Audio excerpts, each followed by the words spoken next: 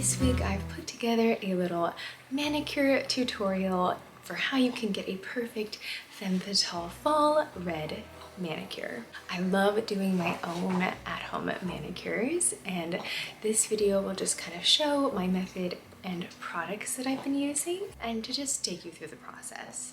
I've been switching over my manicure routine into a completely cruelty-free. I wanted to share some products in this video that do not test on animals. Some of the nail brands that I've used for a long time do condone animal testing. OPI and Essie, they've been some of my favorite nail products over the years, but in an effort to be more ethical, I will not be using them anymore. And I've now replaced them with two beautiful red shades from Mineral Fusion. The first shade is called Head Over Heels, shade 310, and it's a very classic, more bright red. And then the second shade is a deeper red, more on the berry side, and that is Heartthrob, shade 330. There are a plethora of cruelty-free nail brands out there for you to try, such as Orly, China Glaze, and Butter London. This is just the first product that I've been able to try because they had it at my local grocery store. Before we can go full Femme Fatale, we must take off whatever polish you currently have. I'll be removing my China Glaze shade Innocence with some Q-Tex nail polish remover. This is the nourishing formula, but you can use whatever remover you have. I'm saturating some cotton balls with the nail polish remover and applying in circular directions. To create that Femme Fatale nail shape, I'm using a glass nail file from Amazon. I prefer glass nail files because I think they last longer than typical emery boards. And these come in a set of 3 in different colors, and I like to keep them in my purse, in my bathroom, and in my manicure bag. I'm filing the nails into an almond shape, and I'm trying to keep the file going in one direction to decrease nail breakage. These glass nail files are also more effective, and it doesn't take me as long to get the nail shape that I like. I also have a fun little nail cube with a couple of different options for smoothing the surfaces and buffing that I like to use after filing. This is probably an unnecessary step, but I like how smooth it makes the surfaces. Next, I would apply some cuticle oil, but I'm currently out, so I just use some hand lotion and I'm pushing the cuticles down. And after, you're definitely going to want to wash your hands before applying your polishes. And to show a comparison of the red shades, here is one coat on each nail.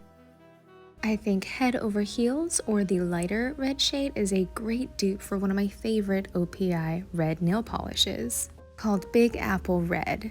While it's not a complete match on its own, when I mix the Mineral Fusion colors and layer them, you actually get a closer match here on the thumb. Now that we've tested out some shades, I'm going to prepare some nail polish remover and a little brush for mistakes. And typically I would wear a base coat, but I don't have any at the moment, so you won't see me protecting the nails today. So I'll just be starting out with applying one sheer coat of Head Over Heels red.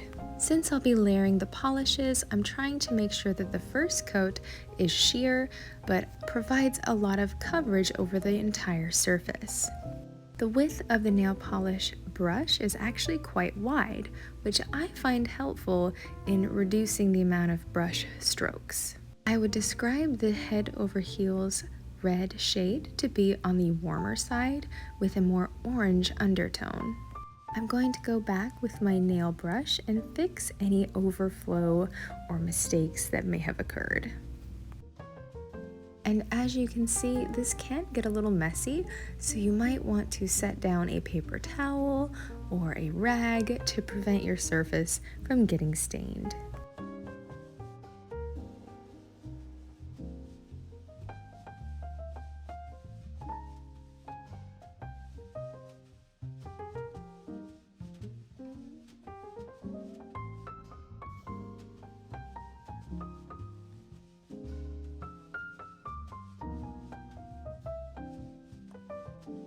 To create a more neutral red shade, I'm going to be applying a layer of that darker berry red in Heartthrob.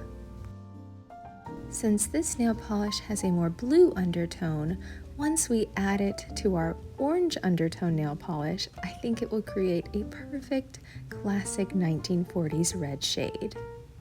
You definitely want to give that first coat some time to dry before adding a layer of a different polish. If I wanted to categorize these colors by era, I think that Heartthrob would be a perfect deep 1930s red, while Head Over Heels is a perfect 1950s, and when you mix them together, it creates a 1940s red. You'll have to let me know in the comments what you think of this nail polish combination. Here is the comparison with Head Over Heels on the left, and then we have both nail polishes with Heartthrob on the top on the right. And to get that classic Femme Fatale half moon manicure, I'm going to use some of the nail polish remover and my brush and removing the polish at the base of the nail. The half moon nail shape was very popular in the 1930s and 40s and came out of the necessity due to trying to get manicures to last as long as possible. Having that half moon shape at the bottom, the outgrowth of your nail polish won't be as noticeable because it is the fashion trend.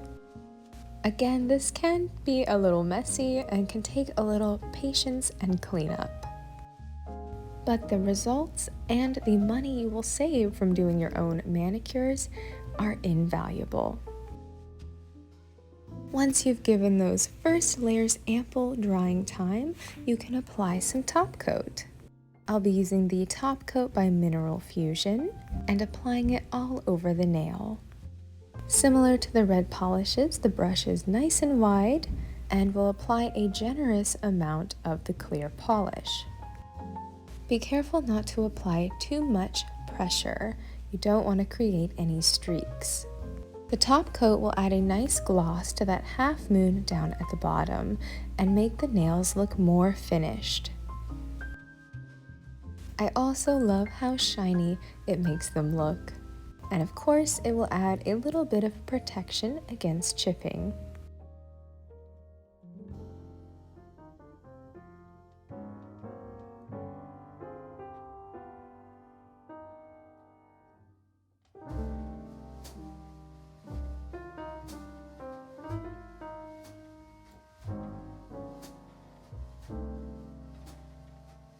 So I actually really like the way it turned out layering the two different nail colors together. The lighter red on the bottom and then the dark red on the top made this really pretty classic kind of 1940s red, and I tried to match my lipstick to it today. And it's something that I didn't mention for this video because I don't have it is cuticle oil. That's really gonna make the difference with your nail health. The Mineral Fusion sells a cuticle oil, but they were out of it at the store, so I definitely want to pick that up and try it. Unfortunately, the brands that I have used in the past are not cruelty-free, so I will not be using them anymore. And this is my first time trying the half moon manicure, and I think it turned out pretty well. I'm sure there are easier or better ways to go about it, but with what I had already at home to use, I feel like it worked pretty well. I might try and invest in more manicure brushes just for doing different designs, but haven't made that effort yet. Definitely will put together a French tip video as well because it's my normal nail routine, but I have been loving red for the fall season, and I'll probably do a holiday nail video as well. I hope you enjoyed this Femme Fatale fall manicure video and that you will give it a try.